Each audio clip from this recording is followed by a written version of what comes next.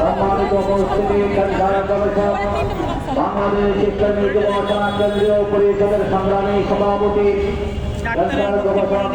অধ্যক্ষ ডাক্তার সরোয়ার ভাই, বাংলাদেশ ইসলামী পক্ষের কেন্দ্রীয় সদস্য অধ্যাপক জননেতা মুফতি আলম রাজা ভাই, বাংলাদেশ ইসলামী ছাত্র সেনা কেন্দ্রীয় পরিষদের সভাপতি আব্দুল হোসাইন, বাংলাদেশ ইসলামী কেন্দ্রীয় পরিষদের সংগ্রামী সদস্য মোশাররফ শহীদুল ভাই, বাংলাদেশ ইসলামী সমন্বয় পরিষদের সিনিয়র সভাপতি কবির জলি ভাই, মহাসচিব গবেষক এরশাদ ভাই সহ আমার গাড়ি ভাবে সামনে ভাইরা এবং সাংবাদিক বন্ধুরা, আসসালামু আলাইকুম ওয়া রাহমাতুল্লাহি ওয়া বারাকাতুহু। বক্তব্য সঙ্গে আপনারা আমাদের ব্যানারে দেখেছেন বাংলাদেশ ইসলামী ছাত্র সেনার নেতা কর্মীর নামে মিথ্যা মামলা করা হয়েছিল। তার একটাই কারণ, আমরা বুঝে একটি বছর হয়ে গেল সরকার কোন আসামিকে গ্রেপ্তার করা হয় নাই। যারা প্রতিবাদ পত্রিকা আন্দোলন করেছে তাদের বিরুদ্ধে মামলা হয়েছে। সরকার প্রমাণ করতে চায় মানুষ হত্যা হলে আগামী দিনে আর কোন প্রতিবাদ করা যাবে না। সরকার সেটাই প্রমাণ করতে চায়, বাংলাদেশ থেকে তারা হত্যার রাজত্ব বাড়াতে চায়। আজকে আমরা সব থেকে সরকারের ভিতর সমস্ত মানুষ আকর্ষণ করে বলতে চাই, আগামী এক সপ্তাহের মধ্যে করে আমাদের 21 জন অন্যায়ের বিরুদ্ধে যে মিথ্যা মামলা করা হয়েছে সেই মামলা প্রত্যাহার করা না হয়, তাহলে আমরা কঠিন কর্মসূচিতে বাধ্য হব।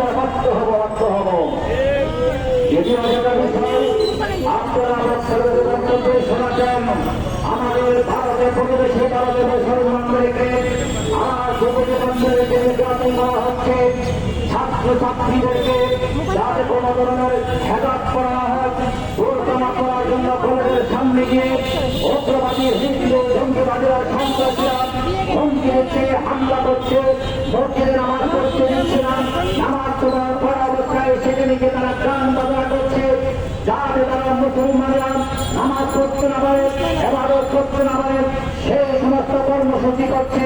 কিন্তু আমরা শান্তপক্ষ হয়ে সত্ত্বেও যারা স্লোগান দিয়েছিল দিল্লি নয় সবার আগে বাংলাদেশ, আজকে তারা তাদের মুখ কষ্টের দিয়ে মনে হয় কেউ বন্ধ করে রেখেছে।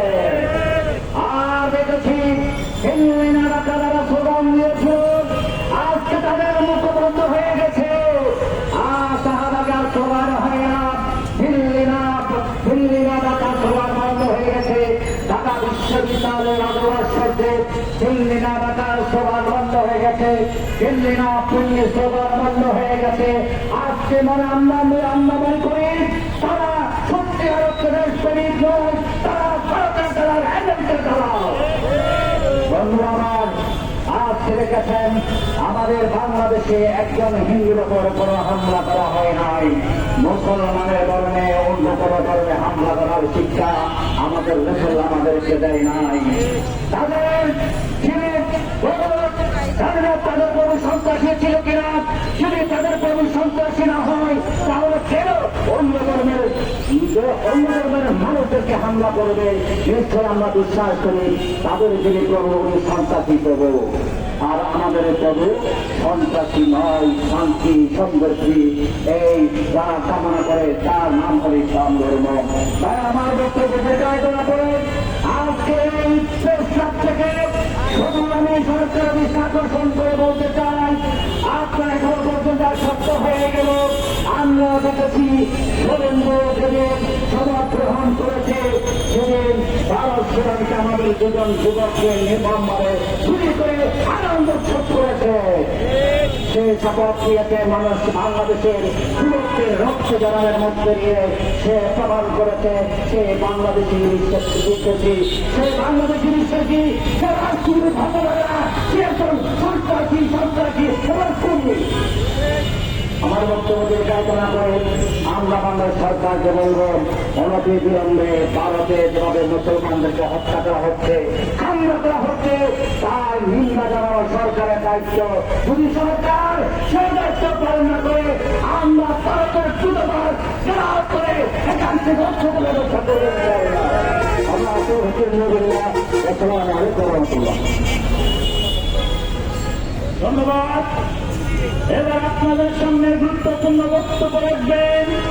আজকের বিক্ষোভ সমাবেশের মুখ্যমন্ত্রী উপমহাদেশের বিশিষ্ট ক্যান্সার গবেষক, বাংলাদেশ ইসলামী যুব সমাজ কেন্দ্রীয় সভাপতি, বাংলাদেশ ইসলামিক সমন্বয় পরিষদের প্রতিষ্ঠাতা সভাপতি, জনতা মানবতার মহামানব ক্যান্সার গবেষক অধ্যক্ষ ডাক্তার এস এম সরওয়ার সাহেব, অধ্যক্ষ ডাক্তার এস এম সরওয়ার সাহেব। বিসমিল্লাহির রহমানির রহিম।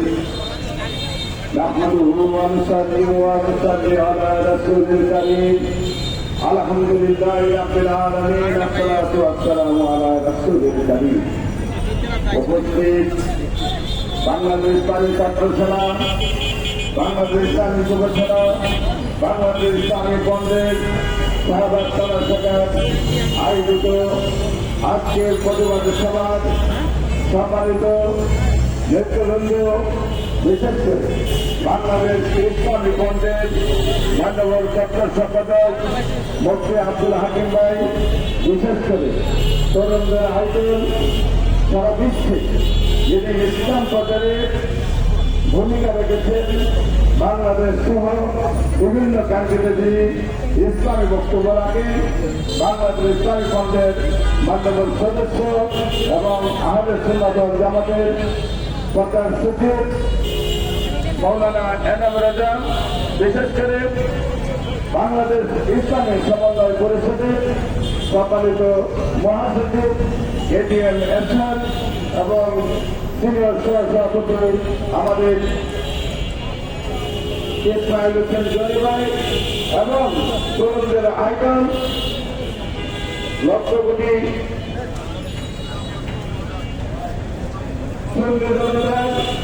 ছাত্র সংগঠনে সারা বিশ্বের যিনি নেতৃত্ব দিচ্ছেন, বাংলাদেশ ইসলামী ছাত্র সেনার কেন্দ্রীয় সভাপতি আজাদ হুসাইন, উপস্থিত আমার অন্যান্য নেতৃবৃন্দ, আসসালামু আলাইকুম ওয়া রাহমাতুল্লাহি ওয়া বারাকাতুহু।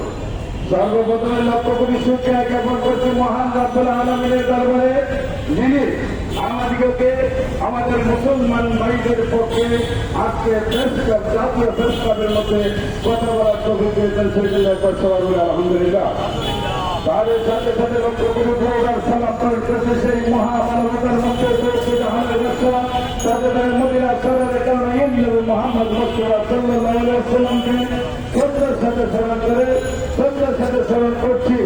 আহলে সুন্নাত ওয়াল জামাতকে প্রতিষ্ঠিত করার জন্য, বাংলাদেশ ইসলামী ছাত্র সেনাকে প্রতিষ্ঠিত করার জন্য, বাংলাদেশ ইসলামী যুব সেনাকে প্রতিষ্ঠিত করার জন্য, বাংলাদেশ ইসলামী দলকে প্রতিষ্ঠিত করার জন্য, মোমবাতি প্রতীককে প্রতিষ্ঠিত করার জন্য, সমাজে শান্তি প্রতিষ্ঠা করার জন্য যারা রাষ্ট্রকে রক্ত দিয়েছেন, সেই রবিকে হাজির নিরাপদ হামিদুল্লাহ খান বাবু টিপু জিতু সহ আমাদের নুরুল ইসলাম ফারুকি এবং আমাদের রহিসুদ্দিন সহ যারা শহীদ হয়েছেন, তাদেরকে শ্রদ্ধার সাথে স্মরণ করে আজকে শুধু এই কথাটুকু মিডিয়ার ভাইদের কাছে জানতে চাই, দেশটা কি হয়েছে ভাই? একজন মানুষ ঘরে বসে রাখতে পারে না, ঘরে গিয়ে তাকে আক্রমণ করা হয়। একজন মানুষ তার ধর্ম পালন করার জন্য নামাজে যেতে পারে না, মসজিদে যেতে আক্রমণ হয়। একটি কোনো বর্বরতার যুগকে পাড়ি দিয়েছে। রাসূলের যুগে আমরা শুনেছিলাম সেই ইসলামের বিরোধী যারা, তারা মারামারি, কাটাকাটি, হানাহানি, ডাকাতি, রাহাজারি, চোরচালাকি, নারী নির্যাতন, নারী হত্যায় ব্যস্ত থাকত।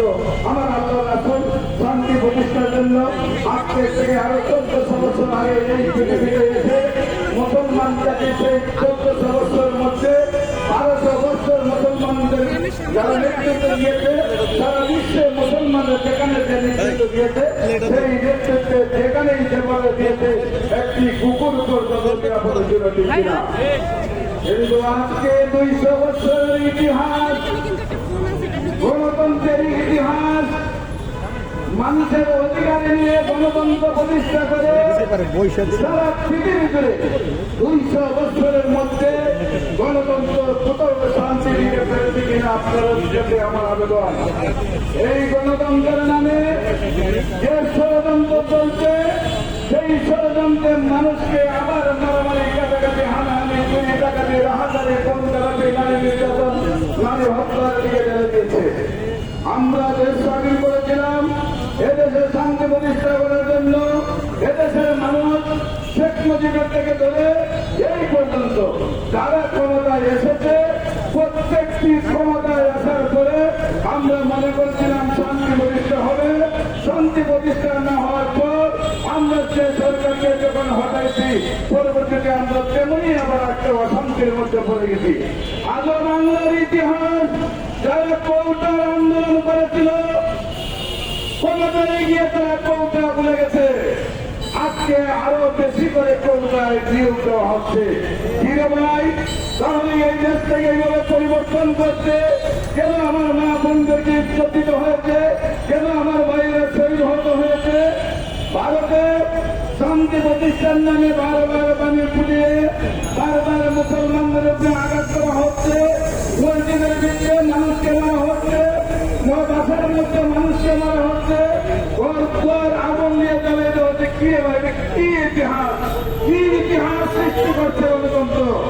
আমরা বলতে চাই, মানুষ যখন দেওয়ালে ঠিক থেকে যায় আবার সামনের দিকে আগে।